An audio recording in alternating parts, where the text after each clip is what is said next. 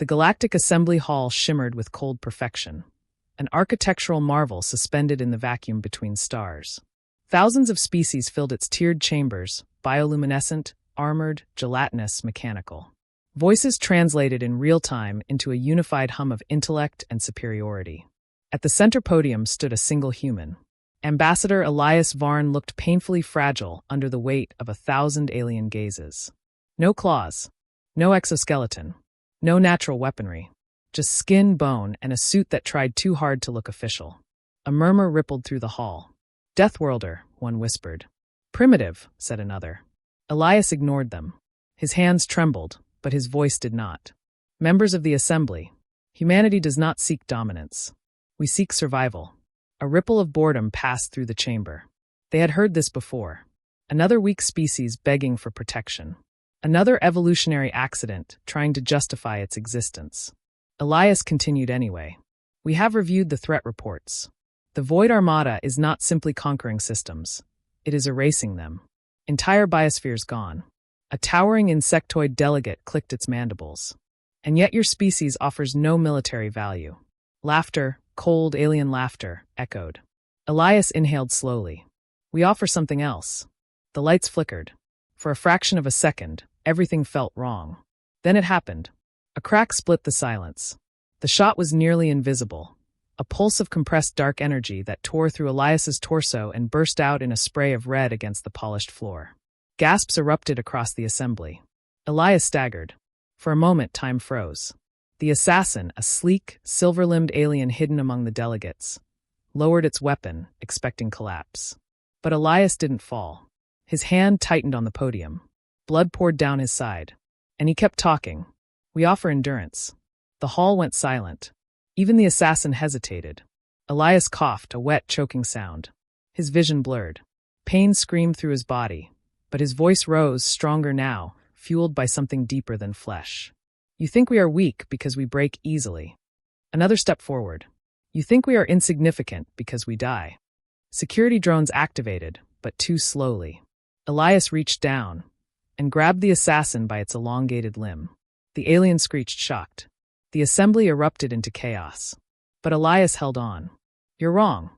With a surge of raw, desperate strength, he dragged the assassin across the chamber floor, leaving a smear of blood behind him, and slammed it against the central podium. The impact echoed like a thunderclap. Elias leaned in close, face pale, eyes burning. "We don't stop." The assassin struggled, but Elias didn't let go. Even as his legs gave out, even as his heartbeat faltered. Security finally reached them, pulling the alien away. Elias collapsed to his knees. The entire galaxy watched.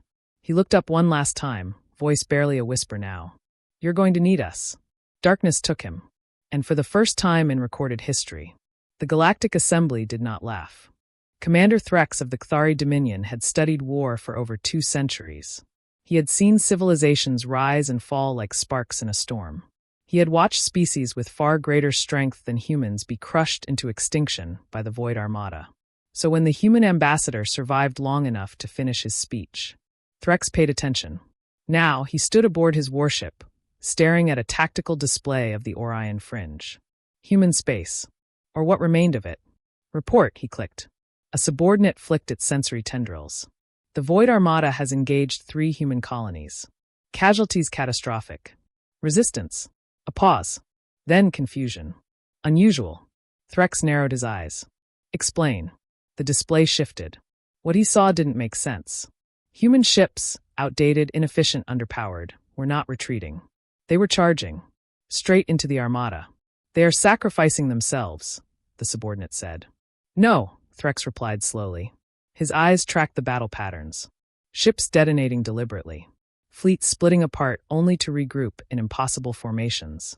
Ground forces continuing to fight even after command structures were destroyed.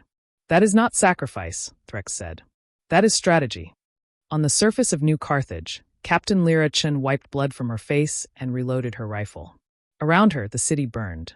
The void creatures, towering, shifting masses of obsidian flesh, poured through the streets, devouring everything. Her squad was gone. Her orders were simple. "Hold." She checked her comm. "Command, this is Chun." Still breathing. Static. Then a voice, calm, human. "Good. Then keep fighting. She smiled faintly. Copy that. Another wave of creatures surged forward. Chen stood her ground. All right, she muttered, raising her weapon. Let's show them what weak looks like. Back in orbit, Threx watched the impossible unfold.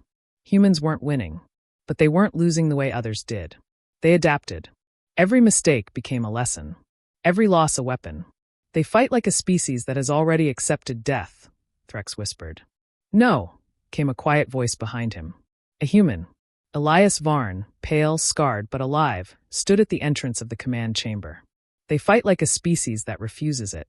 Threx turned. For what purpose? Elias met his gaze. To make sure something survives. Silence stretched between them.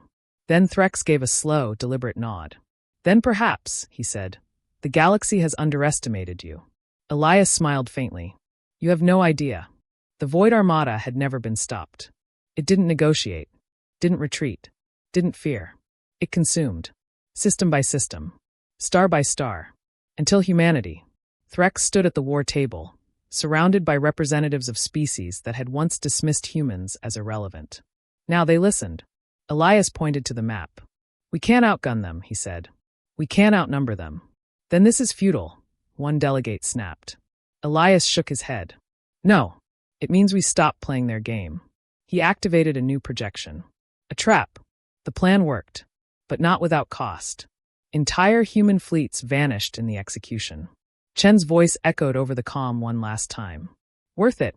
Years later, the assembly stood again. This time, no one laughed. A statue stood at the center. A human. Bleeding. Standing. Unbroken. And beneath it,